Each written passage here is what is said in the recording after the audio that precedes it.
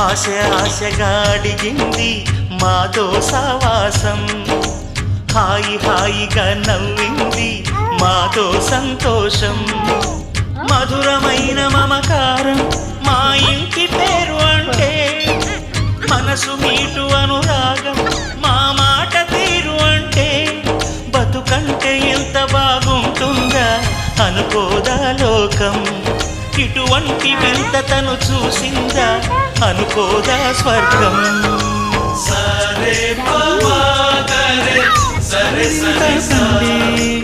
ఆశ ఆశగా అడిగింది మాతో సహవాసం, హాయి హాయిగా నవ్వింది మాతో సంతోషం.